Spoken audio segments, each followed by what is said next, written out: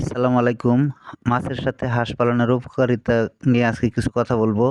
বাংলাদেশে কৃষি নির্ভর অর্থনীতির পাশাপাশি কৃষি পণ্য উৎপাদনের নানান পদ্ধতির উন্নয়ন ঘটছে। সেই ধারাবাহিকতায় একটি লাভজনক ও কার্যকর পদ্ধতি হলো একসাথে মাছ এবং হাঁস পালন। এই সমন্বিত চাষ পদ্ধতি বর্তমানে দেশে জনপ্রিয়তা পাচ্ছে।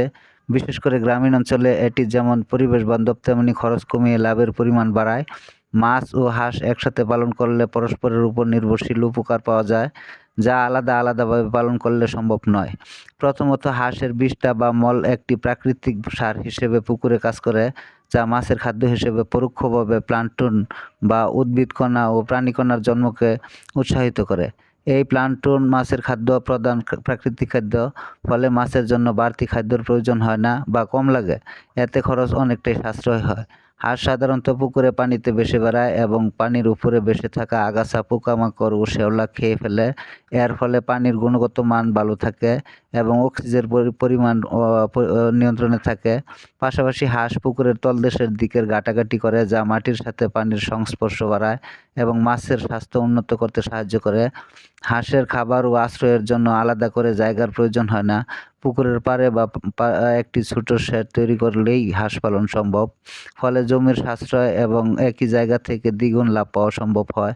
চতুর্থত, এই পদ্ধতিতে সময় ও শ্রম দুটোই কম লাগে। একজন চাষি একই সময়ে মাছের দেখভালের পাশাপাশি হাঁসের যত্নও নিতে পারেন। এতে করে শ্রমিক নিয়োগের খরচও কমে যায়।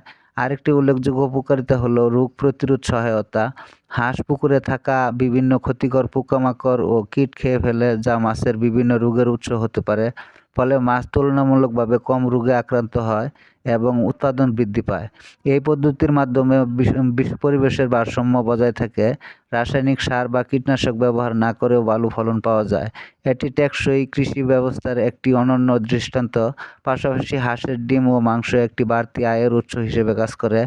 আর্থিক দিক থেকেও এটি লাভজনক। একই খামার থেকে একই দিকে যেমন মাছ বিক্রি করে আয় হয়, তেমনি হাঁস এবং হাঁসের ডিম বিক্রির মাধ্যমে অতিরিক্ত আয় করা সম্ভব। বাজারে হাঁসের ডিম ও মাংসের চাহিদা সারা বছর থাকায় আয় নিয়মিত হয়।